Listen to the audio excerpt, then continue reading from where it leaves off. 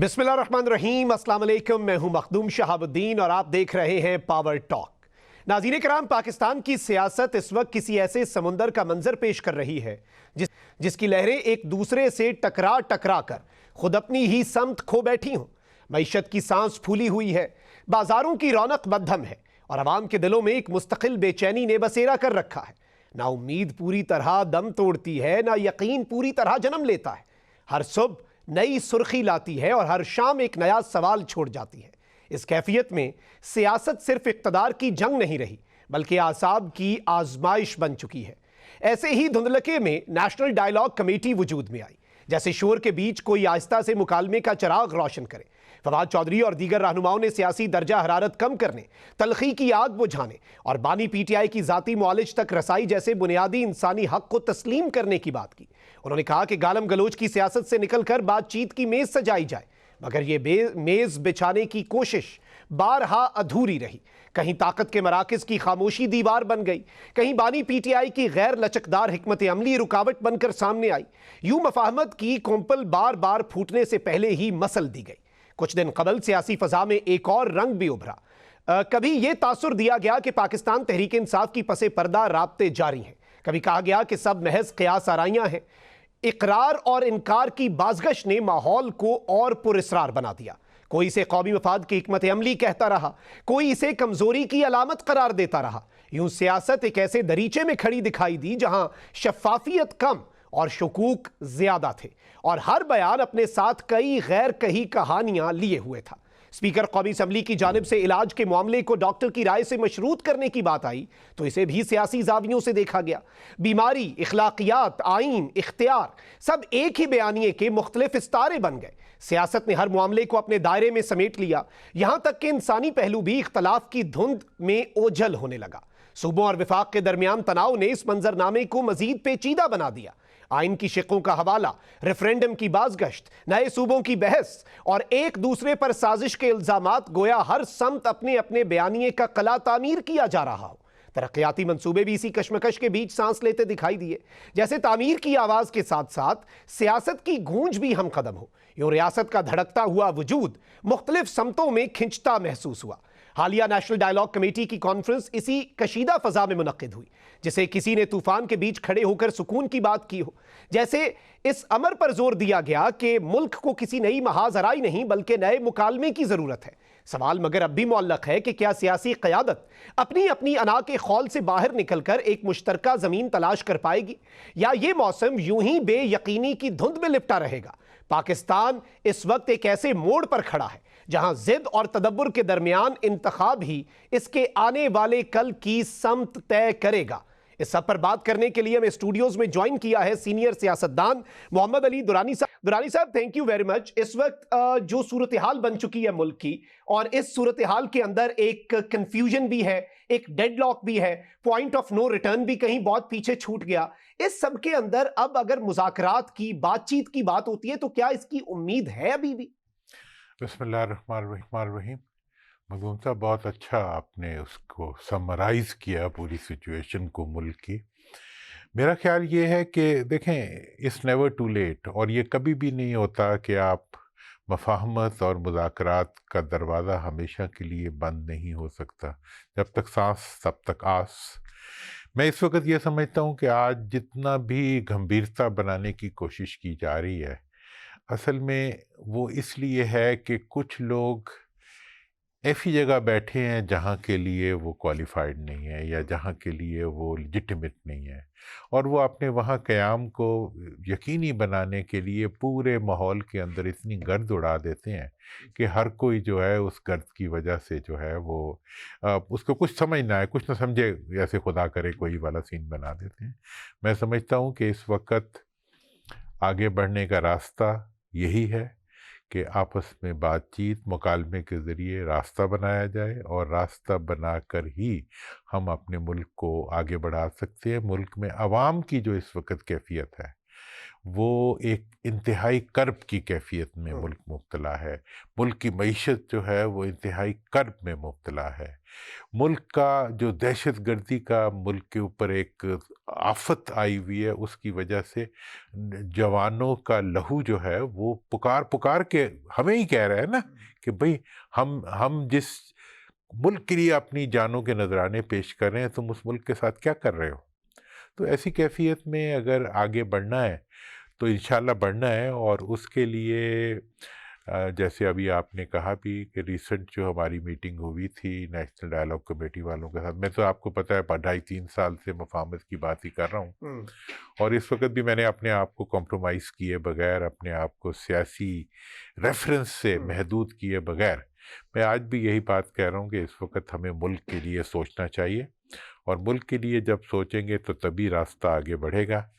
اور وہ کیسے ممکن ہوگا؟ میرا خیال یہ ہے کہ اب عوام کے لیے ایک رول ڈھونڈنا پڑے گا آپ کو، جس کے اندر عوام کی طاقت کے ذریعے ان منہ زور ایلیٹ کیپچر کے جو قابض ہیں ان کو مجبور کیا جا سکے کہ وہ ملک کے لیے اور عوام کے لیے سوچنے کے لیے مجبور ہوں.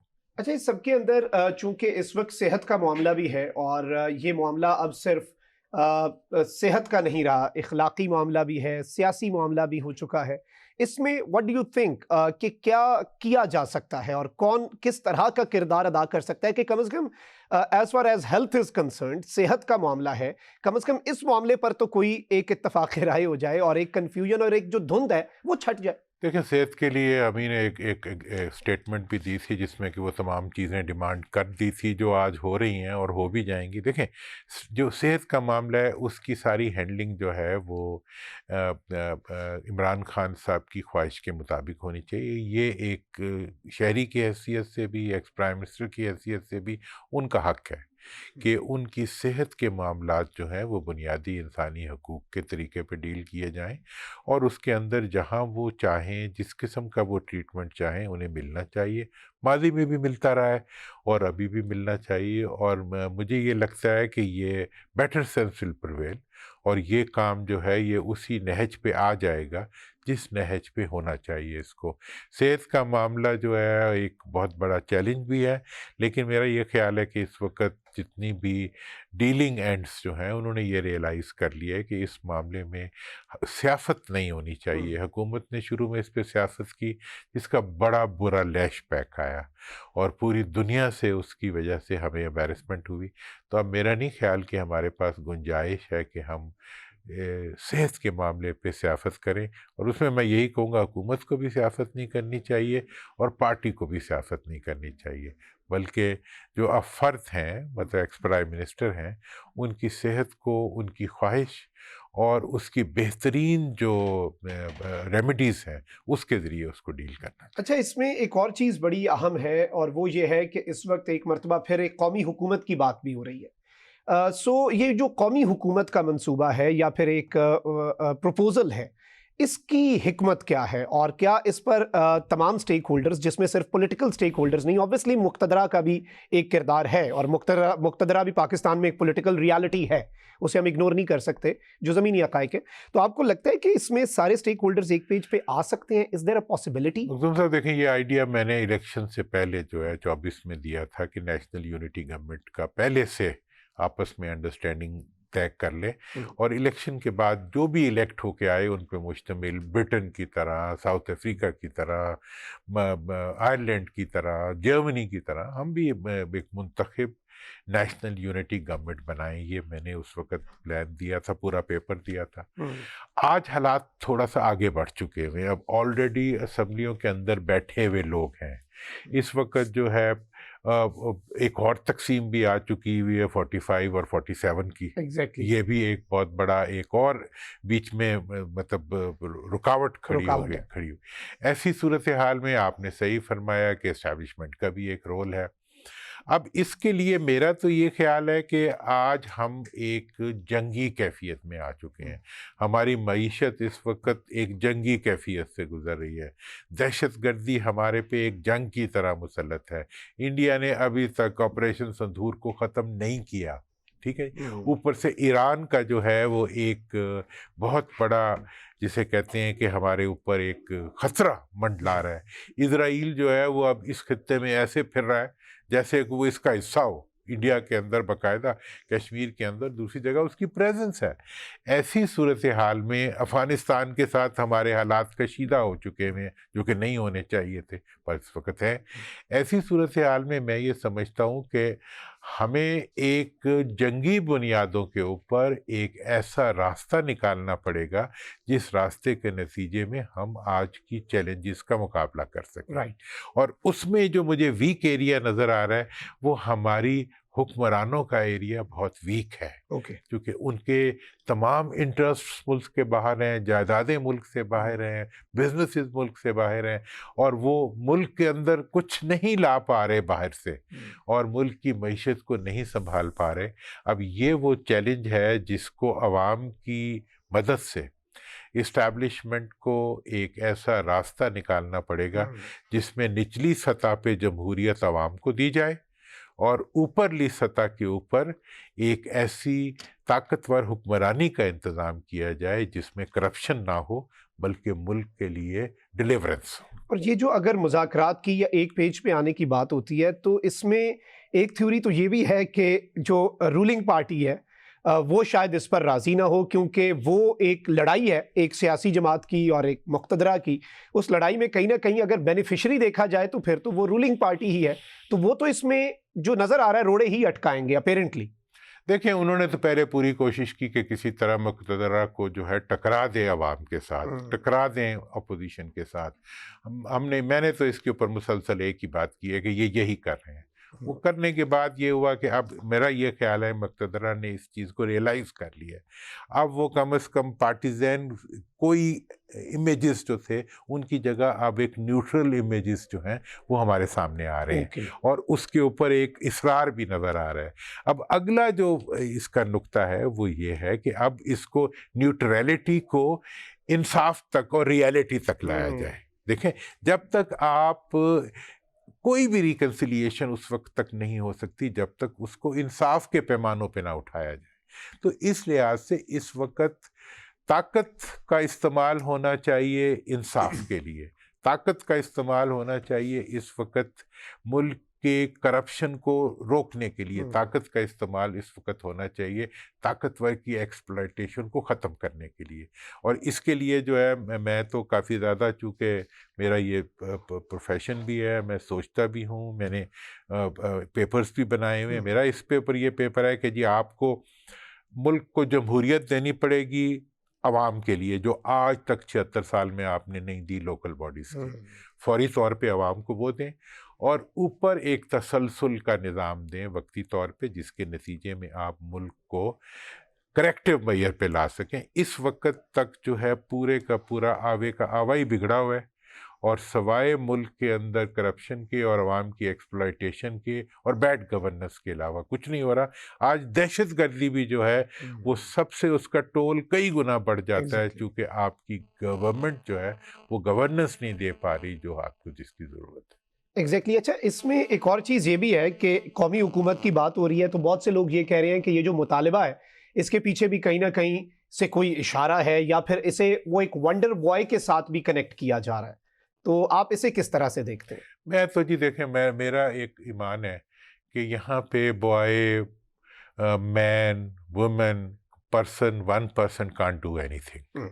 اونلی پوری دنیا کو اٹھا کے دیکھ لیں, جہاں بھی کوئی بہتری آتی ہے وہ ایک نظام اور سسٹم کے ذریعے آتی ہے. میں سمجھتا ہوں کہ آپ کو 2 سسٹم اس ملک میں لانے پڑیں گے. ایک سسٹم ہے جو کہ پبلک کے لیے ہونا چاہیے. پبلک کو آپ کی بیوروکریسی اور آپ کا جو اشرافیہ ہے اور آپ کی ایلیٹ جو ہے وہ ان کو غلاموں کی طرح ٹریٹ کرتی ہے, اور آج تک انہیں اقتدار میں شراکت نہیں دی گئی, حتیٰ کہ ان کے ریسورسز تک ان تک نہیں پہنچتے. NFC ایوارڈ کو آپ نے صوبوں کا شیئر جو ہے وہ 65% تک پہنچا دیا, اور آج تک 1 سال کا حساب موجود نہیں ہے کہ وہ عوام تک پہنچا کہ نہیں پہنچا. عوام تک کچھ نہیں پہنچ رہا, عوام تک غربت پہنچ رہی ہے. ہاں اگر کوئی پینڈنگ پیمنٹس آف IPPs ہو وہ تو خربوں میں ہو جاتی ہے، جس کے نتیجے میں پورا مطلب آپ کا پوری قوم کو جتنے پیسوں سے ایجوکیٹ کیا جا سکتا ہے اتنے میں آپ اپنی ہی قائم کی ہوئی ان پاور پروڈکشن کمپنیز کو دے دیتے ہیں، جن کا کہ جن کے پیسے آپ ہی کے پاس واپس آ جاتے ہیں چوری کے۔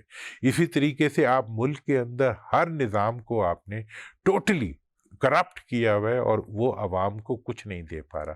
تو عوام کو دینے والا نظام لانے کے لیے نچلی سطح پہ عوام کی امپاورمنٹ اور لوکل باڈیز کے ذریعے امپاورمنٹ اور ایک ہی نظام کے تحت پورے ملک میں امپاورمنٹ کا انتظام ہونا چاہیے، اور ٹاپ کی جو لیڈرشپ ہے اس وقت آپ کو ہو سکتا ہے اگر حالات ایسے ہی رہے تو آپ کو بھی چرچل کی طرح ایک جنگی کابینہ بنانی پڑے گی، جس میں کہ آپ کو آج کے جو جنگی حالات ہیں ان کے اندر اپنے آپ کو نکالنے کے لیے you need powerful people, you need confident people جو کہ اس ملک کے مفادات کو اپنا مفاد سمجھتے ہوئے آگے بڑھ سکیں۔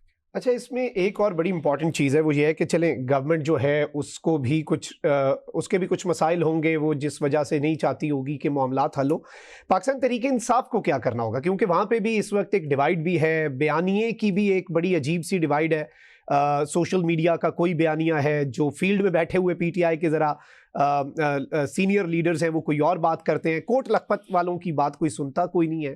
تو پی ٹی آئی کو آخر اس سب میں ایک پوزیشن تو لینی پڑے گی نا، ایک ڈائریکشن تو لینی پڑے گی۔ وٹ ڈو یو تھنک کہ پی ٹی آئی کو کیا کرنا چاہیے اس سب میں؟ جی، اگر پی ٹی آئی کو جو بھی کچھ کرنا چاہیے، سب سے پہلی بات تو یہ حکومت کو یہ کرنا چاہیے کہ پی ٹی آئی کی لیڈرشپ جو ہے وہ ان کے لیڈر کے حوالے کر دے۔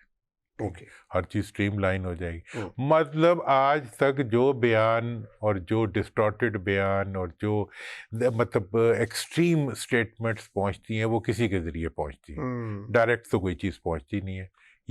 یا اس کو کریں، یا پھر یہ نظام کریں کہ اگر قانون کے تحت چلنا ہے تو پھر جو ایڈوانٹیج ہے اس وقت وہ تو پی ٹی آئی کی لیڈرشپ کو پورا مل رہا ہے کہ قید میں ہونے کی وجہ سے ان کی مقبولیت جو ہے وہ مسلسل اوپر جا رہی ہے۔ دوسری طرف موجودہ حکومت ہونے کی وجہ سے ان کی مقبولیت مسلسل اوپر جا رہی ہے۔ موجودہ حکومت جو ہے وہ سب سے بڑا پروپیلنٹ ہے ان کی پاپولیرٹی کو بڑھانے کا، ٹھیک ہے جی۔ تو اب یہ ہے کہ ان میں سے کوئی ایک فیکٹر نکال دیں تو بیلنس آ جائے گا۔ مطلب اگر یہ عوام سمجھتے ہیں کہ یہ ان کی منتخب کردہ حکومت نہیں ہے، اس لیے وہ غصے میں ادھر چلے جاتے ہیں، اچھا جی، ادھر سے وہ جب جیل میں بیٹھے ہوتے ہیں تو ایک ہمدردی ان کے لیے چل پڑتی ہے۔ تو مطلب یہ ہے کہ ڈبل ڈیویڈنڈ جو ہے وہ ادھر چلا جاتا ہے، اس کی وجہ سے ملک کے اندر سٹیبلائزیشن نہیں آتی۔ اس لیے ہم کہتے ہیں کہ ڈائیلاگ کریں، کوٹ لکھپت والوں کو لائیں، ان کو لائیں، اور ڈائیلاگ حکومت کو اگر کرنا ہے تو صرف ایک ہی جگہ ہے، ڈائیلاگ صرف جیل والوں سے ہو سکتا ہے۔ بیچ میں بروکرز کے ذریعے جو ایک دفعہ بات کریں پھر جا کے پوچھ کے آئیں کہ جی ٹھیک ہے، اس کے ذریعے کوئی ڈیل نہیں ہو سکتی۔ اب تو یہ ہے کہ جیسے اپوزیشن کی جو بھی ایک اچھا کام کیا میاں نواز شریف صاحب نے کہ انہوں نے اپوزیشن لیڈر کی اپوائنٹمنٹ کو فیسیلیٹیٹ کیا، اور ان کی اپنا ایک اچھا تعلق بھی ہے، یہ بھی ایک ایڈوانٹیج ہے حکومت کے پاس۔ اب اس ایڈوانٹیج کو یوز کریں، نہ کہ اس وقت جو ہے دوبارہ سے وہ جب اس معاملے میں تھوڑے سے وہ ان پہ اوپر پریشر آتا ہے، یا وہ یہ دیکھتے ہیں 28ویں ترمیم کی بات ہو رہی ہے تو اس میں پھر ان کو یہ خطرہ لگتا ہے کہ اس نئی ترمیم کے ذریعے ہمارا جو کنٹرول ہے صوبوں کے ریفرنس سے، بلدیاتی اداروں کے ریفرنس سے، این ایف سی کے پیسوں کے ریفرنس سے، وہ نہ کہیں اسٹیبلشمنٹ ڈھیلا کر دے، تو وہ پھر جو ہے وہ ایک طرف خوشامد شروع کر دیتے ہیں اسٹیبلشمنٹ کی، دوسری طرف جو ہے وہ اپوزیشن کے اوپر حملے شروع کر دیتے ہیں۔ تو یہ جو اس وقت کی ایک ڈیفیکلٹ سچویشن بنا دی ہے ہمارے حکمرانوں نے، انہیں چاہیے کہ وہ اس میں سے نکلیں، اور اسٹیبلشمنٹ کی بھی اب یہ ضرورت بن گئی ہے کہ وہ اے پارٹیزن رہتے ہوئے، غیر جانبدار رہتے ہوئے بھی وہ کم از کم عوام کے ساتھ جانبدار ہو جائیں، عوام کے مفاد میں جانبداری شو کرے اور پاکستان کے مفاد میں جانبداری شو کرے۔ جی ٹھیک ہو گیا، بہت بہت شکریہ۔ محمد علی درانی صاحب ہمارے ساتھ موجود تھے۔ ناظرین اکرام، یہاں پہ وقت ہوا ایک بریک، ساتھ رہیے گا، see you after the break.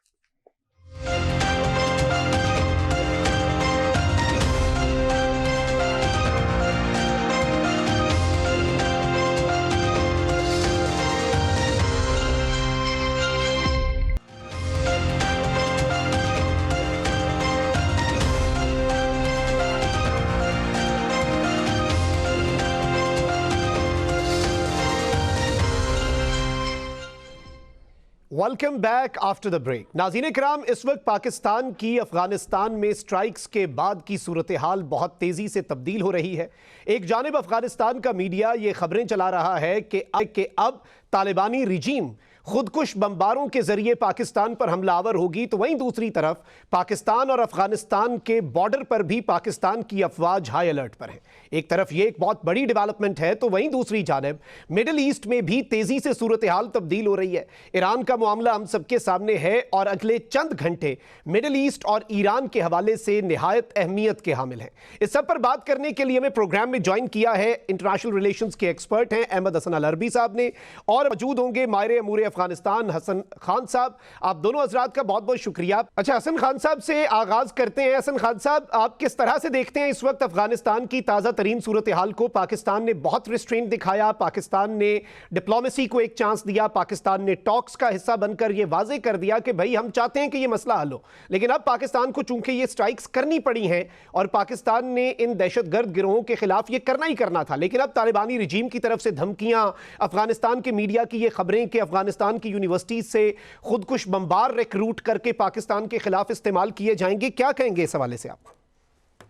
बहुत शुक्रिया। देखिए, मेरे ख्याल में ये जो धमकियां हैं, मुझे इसमें इतना जूस नज़र नहीं आ रहा है। और दूसरा, पाकिस्तान ने जो किया है, अफगानिस्तान के अंदर से पाकिस्तान की इन एयर स्ट्राइक्स के हक में आवाज़ें निकल रही है। आपने सुना होगा अहमद मसूद साहब, जो कि शमाली इत्तेहाद के बड़े अहम रहनुमा है, उसने कहा है कि ये पाकिस्तान ने ठीक इसलिए किया है कि अफगान तालिबान और TTP जो है, अब तालिबान जो है वो TTP को सपोर्ट भी कर रहा है और रख भी रहा है। इसी तरह ऐसी भी खबरें आ रही हैं कि कल काबुल में कुछ लोग जो है पाकिस्तान के हक में निकल भी आए हैं। ये पहली दफा हो रहा है, नंबर वन।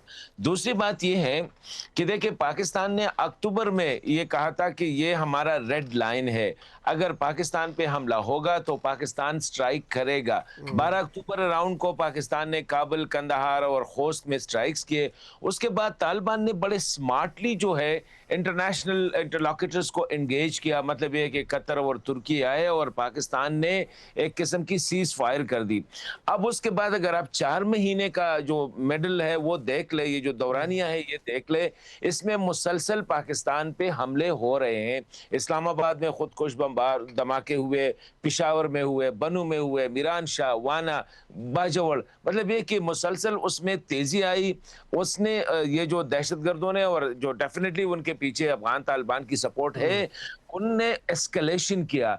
पाकिस्तान ने रिस्ट्रेन, वो जो है ना, एक international, Pakistan is a responsible country, तो कतर, तुर्की वो टॉक्स में इंगेज रहे। ये बड़ा मेरे ख्याल में पाकिस्तान से, मैं समझता हूँ कि एक स्ट्रेटेजिक मिस्टेक्स थी। पाकिस्तान को टॉक्स फाइट की पॉलिसी को जाना चाहिए था, ना कि टॉक्स के दौरान जो है पॉलिसी ये जो रेड लाइन वाली और पाकिस्तान की वो जो डेटरेंस को जो है इम्पोज करने वाली पॉलिसी थी, वो पाकिस्तान ने विदहोल्ड कर दी। ये तो अभी फाइनली आपने वजीर दिफा जब मुसलसल कह रहे थे कि देखिए पाकिस्तान मजीद बर्दाश्त नहीं कर सकता, बार बार वो अफगान तालिबान को भी मैसेज दे रहे थे, और जो सालिस थे इस दफा जो सऊदी थे उनको भी ये मैसेज दे रहे थे कि कब तक हम जो है ना आपकी सालसी, और आप जो कह रहे हैं कि तालिबान ने वादा किया है कि वो रिस्पॉन्ड करेंगे, वो नहीं कर रहे। तो मैं समझता हूं कि इस दफा जो स्ट्राइक हुए, एक तो ये हाईली प्रिसिजन के साथ थे, और दूसरा ये है कि इंटेंसिटी उसमें ज्यादा थी। 7 जगहों पे, जिसमें 3 जिले जो है वो निगरहार के, और एक जो है वो पक्तिका और खोस्त के। इस दफा कैजुअलिटी भी काफी हुए, नो डाउट। अभी अफगान साइड से कुछ ऐसी खबरें आ रही है कि एक घर जो है वो भी टारगेट हुआ है, तो ये नेचुरली डेफिनेटली हुआ होगा। अब कोई इंडिपेंडेंट कंफर्मेशन की तो उसकी नहीं है, लेकिन इस तरह के स्ट्राइक्स में डेफिनेटली ऐसा होता है। लेकिन मैं साहब इधर आखिर एक बात बताना चाहता हूं, पाकिस्तान ने पहले वार्न भी किया था, और ये खबरें भी आई थी जब काबुल में पाकिस्तान ने स्ट्राइक किया था, तो ऐसी खबरें आई थी कि अफगान तालिबान अब इन एसेट्स को जो है पॉपुलेटेड एरियाज में, मतलब ये है कि बड़े पॉपुलेशन जो पॉपुलेटेड एरिया है वहां पे उनको शिफ्ट कर रहे हैं, ताकि पाकिस्तान जो है उसको अगर स्ट्राइक करे तो जो कोलेट्रल्स होंगे वो पाकिस्तान के लिए बड़ा एक मतलब ये है कि एक डेटरेंस होगा पाकिस्तान के लिए कि स्ट्राइक ना करे। तो इसमें इस तरह ये भी रिपोर्ट्स है कि जिनकी जो लीडरशिप है वो मेजर पॉपुलेटेड एरियाज में शिफ्ट किए गए हैं। जी एग्जैक्टली अच्छा, मैं अहमद हसन अल अरबी साहब ने हमें ज्वाइन किया, उनकी जानिब बढ़ूंगा। अहमद हसन अल अरबी साहब, इस वक्त जो सूरत हाल बन चुकी है, पाकिस्तान ने रिस्ट्रेंट का मुजाहरा किया, पाकिस्तान ने बहुत सब्र भी दिखाया और डिप्लोमेसी को भी चांस दिया। अब हम भी आखिर क्या करें? हमारे मुल्क में दहशत गर्दी हो रही है और हमने कार्रवाई करनी थी, हमने कर दी। हमने ये मैसेज दे दिया कि भाई हम अब रिलक्टेंस नहीं बल्कि रिजॉल्व के साथ दहशत गर्दी के खिलाफ जो है वो जंग लड़ेंगे। अब तालिबानी रिजीम की तरफ से धमकियां, अफगान मीडिया की धमकियां कि खुद को हमले करवाए जाएंगे, मतलब वो बाज तो आ नहीं रहे। अब पाकिस्तान को आखिर करना क्या चाहिए कि वंस एंड फॉर ऑल ये जो एक चैप्टर है दहशत गर्दी का फ्रॉम अफगान सॉइल, इसे किस तरह से क्लोज किया जाए? जी बहुत शुक्रिया। देखें शाह भाई, दहशत गर्दी जो है पाकिस्तान में, ये आते आते इसका एक ग्रेजुअल प्रोसेस है। दहशतगर्द तंजीमों ने अपना पूरा सेटअप यहाँ पे ओरिजिनेट किया, उसके बाद उन्होंने अपनी नेटवर्किंग की, नेटवर्किंग के बाद वेपन एक्विजिशन है वो उन्होंने हथियार जो है हॉस्टाइल इंटेलिजेंस एजेंसीज थे वहाँ से लिए, अफगानिस्तान के अंदर अपने बेस एरियाज बनाए, सेंचुरीज बनाई। तो ये एक लंबा प्रोसेस उन्होंने किया। इसको जब ख़त्म करना है, जब दहशतगर्दी को ख़त्म करना है, ये भी एक ग्रेजुअल प्रोसेस है। हाँ, उसकी स्पीड कम और ज़्यादा जो है वो पाकिस्तान के इख्तियार में है, और पाकिस्तान इस वक्त हाईएस्ट स्पीड के ऊपर काउंटर टेररिज्म एफर्ट्स कर रहा है। जहां तक अफगानिस्तान की बात है, देखिए टीटीपी एक बैंड टेररिस्ट आउटफिट, फितनाल खवारिज को पूरी दुनिया एक बैंड प्रोस्क्राइब टेररिस्ट ऑर्गेनाइजेशन। जब ये एक बैंड टेररिस्ट ऑर्गेनाइजेशन है तो फिर उसके साथ साथ ये भी एक फैक्ट है कि इसकी सेंचुरीज मौजूद हैं। अब सेंचुरीज के बगैर टेररिस्ट ऑर्गेनाइजेशन एग्जिस्ट नहीं कर सकती, तो इसकी सेंचुरीज कहां पे मौजूद है? सेंचुरीज इसकी अफगानिस्तान के अंदर मौजूद है। अब यूनाइटेड नेशंस या पूरी दुनिया जब पाकिस्तान को ये कहती है, इस बात को अंडरस्टैंड करती है कि टीटीपी एक टेररिस्ट ऑर्गेनाइजेशन है और उसके अगेंस्ट पाकिस्तान लड़ रहा है, तो इसी काउंटर टेररिज्म एफर्ट का एक बहुत इंपॉर्टेंट पहलू सेंचुरीज डिनायल है।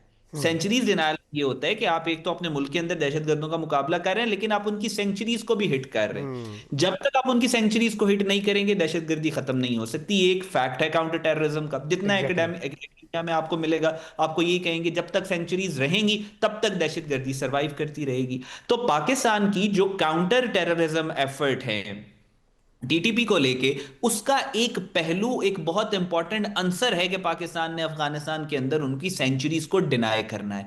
इसको सेंचुरी काउंटर सेंचुरी ऑपरेशंस कहते हैं, सेंचुरी डिनायल ऑपरेशंस कहते हैं। ये पार्ट है, ये पाकिस्तान के पास राइट है। आर्टिकल 51 पाकिस्तान को ना सिर्फ इजाजत देता है, पाकिस्तान को फोर्स करता है कि आप इन सेंचुरीज को जाके हिट करें, क्योंकि अफगान गवर्नमेंट ना इनको हिट करना चाहती है ना इनको हिट कर रही है। सो ये जो प्रोसेस है ये कंटिन्यूड रहेगा। जिस तरह पीकेके की सेंचुरीज को टर्की ने पीकेके के रेयर में यानी इराक और सीरिया में जब हिट करना शुरू किया तो ऑटोमेटिकली टर्की के अंदर दहशतगर्दी कम हो गई। लेकिन ये ग्रेजुअल प्रोसेस है। पाकिस्तान जितना इसको तेज करता चला जाएगा, आप देखेंगे कि पाकिस्तान के अंदर दहशतगर्दी उतनी ही कम होगी।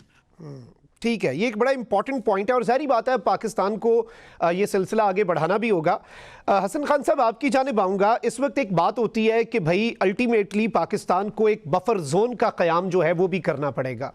तो आपको क्या लगता है कि उसके लिए क्या क्या कार्रवाइयाँ करनी चाहिए, और अगर एक बफर जोन कायम करने की तरफ पाकिस्तान बढ़ता है तो ये कितना इंपॉर्टेंट मूव होगा? देखिए, मेरे ख्याल में ये तो एक it is one part of a solution. इस तरह तो हो सकता है, लेकिन देखिए ये जो 2600 kilometre, this is the longest border I think Pakistan है विद एनी अदर कंट्री, जो अफगानिस्तान के साथ है। और ये ऐसा बॉर्डर है कि फेंस होने के बावजूद भी ये फॉरेस्ट बॉर्डर है। ये आप नहीं कह सकते कि उसको आपने जीरो डाउन किया है, इसको मुकम्मल तौर पर जो है वो ये फेंस है और इस पर कहीं भी इन्फिल्ट्रेशन जो है वो नहीं हो रही है, ये भी नहीं है। मैं समझता हूं कि देखें ये मसला जो है मल्टी डायमेंशन से जो है ना हमने अप्रोच करना है। एक तो ये है कि ये जो प्रोसेस शुरू हुआ है, जिस तरह मैंने कहा कि हमने 12 अक्टूबर को जब स्ट्राइक्स किए काबुल पे, तो उसके बाद हमें वो सीज फायर वाली पॉलिसी में, ठीक है टॉक्स कंटिन्यू रखनी चाहिए थे, लेकिन सीज फायर नहीं करना चाहिए था। वो हमने काफी 4 महीने जो है उसमें हमने एग्जॉस्ट किया और बहुत बड़ी कॉस्ट पे की इस 4 महीनों में। अभी जो है इस पॉलिसी को जो है, जिस तरह पाकिस्तान की पॉलिसी अब सुनने में आ रही है कि जब पाकिस्तान में स्ट्राइक होगी और ये कंफर्म हो गया कि ये क्रॉस द बॉर्डर से जो है इसको मैनेज किया गया है या इसको लीड किया गया है, तो पाकिस्तान विल स्ट्राइक बैक। एक तो ये होनी चाहिए नंबर 1। दूसरा ये है, देखिए हमें अपनी बॉर्डर जो है इसको मैनेज भी करना पड़ेगा। हिस्टोरिकली हम बड़े अफगानिस्तान साइड से जो है ना, हमने बिल्कुल इस पे तवज्जो ही नहीं दी है कि इस बॉर्डर को हम मैनेज करें। और इसको हमने 2016 तक तो इस बॉर्डर पे जो है वीजे का कंसेप्ट ही नहीं था। हमने वीजा रिजीम पहली दफा अफगानिस्तान के साथ जो बॉर्डर है इस पे 2016 में हमने जो है इम्पोज कर दिया। मतलब ये कि such a new border it is for us.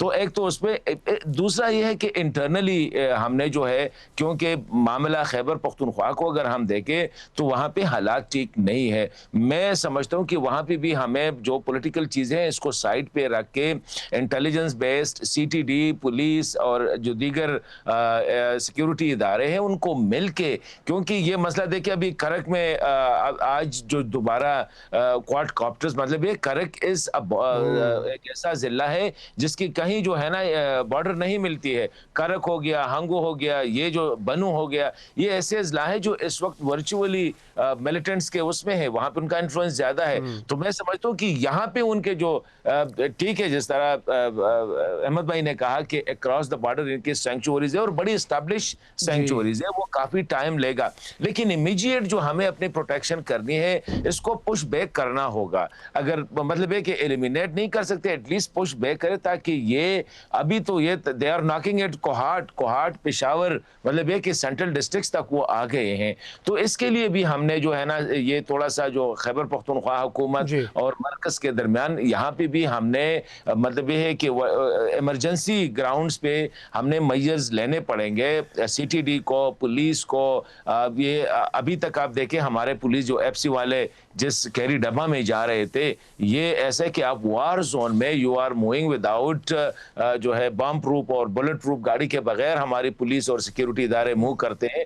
तो इसके लिए मैं समझता हूँ कि अफगानिस्तान साइड पे हमने डेटरेंस क्रिएट करने के लिए प्रेशर को सस्टेन रखना पड़ेगा। लेकिन इंटरनली हमें जो है ये भी क्योंकि यहाँ पे भी हमने काउंटर करना पड़ेगा। और दूसरा अहम बात जो है वो तालिबान का जो सबसे लीथल आर्म्स है वो उनका प्रोपेगेंडा है, वो उनकी जो बयानियां है उसको भी हमने जो मैं समझता हूं कि हर लेवल पे उस बयानिए को हमें रुथलेसली आना पड़ेगा। इस वक्त हम अपॉलोजेटिक है, हमारी मजहबी तबका जो है वो भी अपॉलोजेटिक है, हमारी सियासी तबका मैं देख रहा हूं कि है जो कि अपॉलोजेटिक है।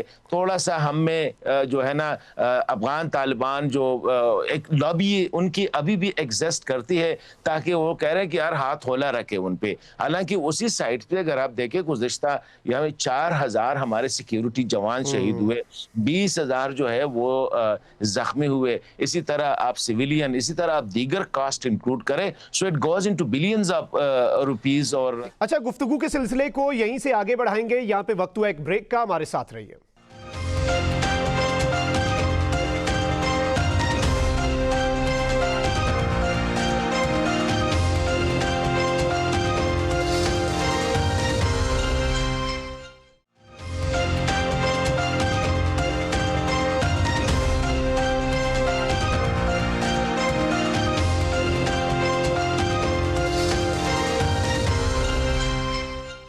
Welcome back after the break. गुफ्तगू के सिलसिले को आगे बढ़ाते हैं। हसन खान साहब, ये पॉइंट बड़ा इंपॉर्टेंट आपने रेज किया कि रूथलेसली हमें खुल के अब आना पड़ेगा। और गवर्नेंस का जो मामला है वो भी, क्योंकि गवर्नेंस के गैप अगर हमारे सिपाही अपने खून से भर रहे हैं तो इस चीज़ पर भी जो सिविलियन गवर्नमेंट है उसे भी, सियासतदानों को भी, मीडिया को भी, रिलीजियस जो हमारे लीडर्स हैं उन्हें भी, सबको इसमें अपना अपना किरदार अदा करना पड़ेगा। अहमद हसन अल अरबी साहब, मैं इख्तिताम पे आपसे ईरान के हवाले से ज़रूर इनपुट लूँगा। मिडल ईस्ट की सूरत हाल बड़ी तेज़ी से बदल रही है और ऑब्वियसली ईरान में कुछ होता है तो we share a border with Iran, और मिडिल ईस्ट में कुछ तब्दीली आती है तो उसकी शिद्दत पाकिस्तान तक भी आती है। इस वक्त ईरान और अमेरिका के दरमियान की सूरत हाल को आप किस तरह से देख रहे हैं and its impact on Pakistan?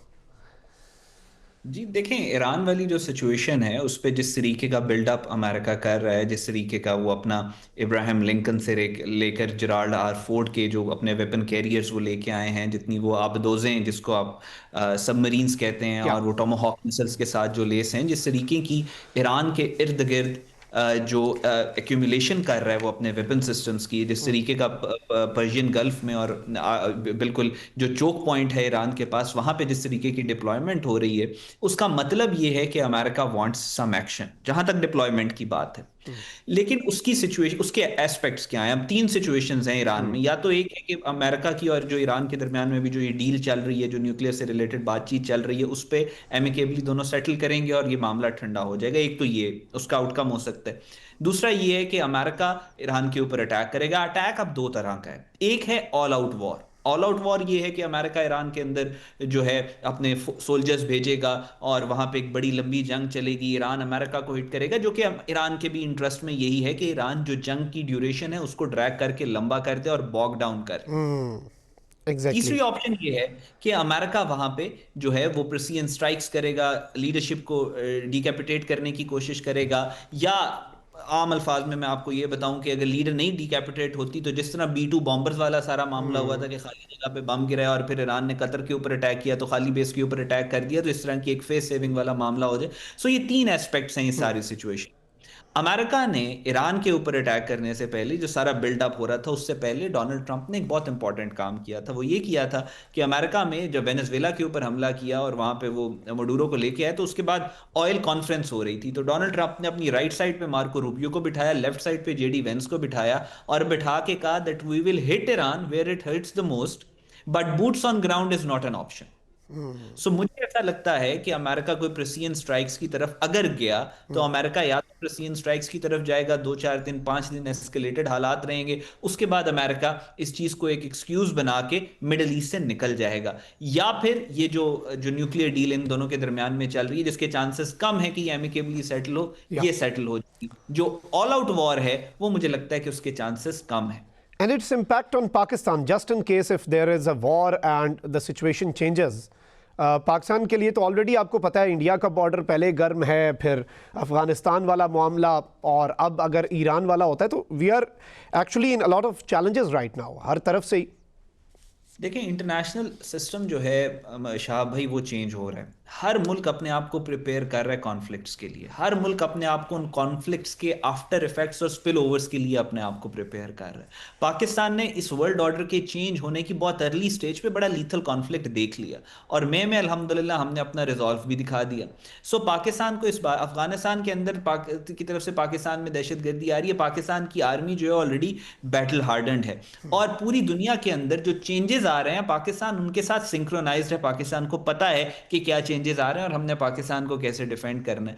لیکن پاکستان کا بڑا کلیئر سٹانس ہے. پاکستان کا کلیئر سٹانس یہ ہے کہ پاکستان کا جو قائد اعظم کا 47 میں فورن پالیسی پرنسپل وہ دے کر گئے تھے نا، وہ بڑا گولڈن ہے. وہ ہے peace with in and peace with out. Simple, golden. Pakistan یہ سمجھتا ہے، ہم یہ کہتے ہیں کہ بھئی جب ریجن میں پیس ہوگا تو پاکستان میں پیس ہوگا اور ہمیں پیس چاہیے اپنی پروگرس کے لیے. سو پاکستان کا جو سٹانس ہے وہ کافی کلیئر ہے کہ ہمیں مڈل ایسٹ کے اندر بھی امن چاہیے. اور پاکستان جب کیوس اور جنگوں کی بات ہو رہی ہوتی ہے، جو پیس کی آواز ہوتی ہے نا، بے لاس پیس کی آواز، انکنڈیشنل پیس کی آواز، اس کی پاور انٹرنیشنل ریلیشنز میں اتنی زیادہ ہوتی ہے کہ وہ بڑی تبدیلیاں لے کے آ سکتی ہے. سو آپ کہ پہلے بھی جب یہ ایران کے اوپر اٹیک کرنے والے تھے Pakistan played a very vital role اور اوارٹ ہوا. پاکستان ابھی بھی اپنا سٹانس کلیئر رکھتا ہے کہ ہمیں امن اور پیس چاہیے مڈل ایسٹ میں بھی اور پاکستان کے اندر. Very important point. بہت بہت شکریہ. حسن خان صاحب ہمارے ساتھ موجود تھے، احمد حسن العربی صاحب ہمارے ساتھ موجود. اسی کے ساتھ مخدوم شہاب کو اجازت دیجیے. اللہ نگہبان. پاکستان زندہ باد.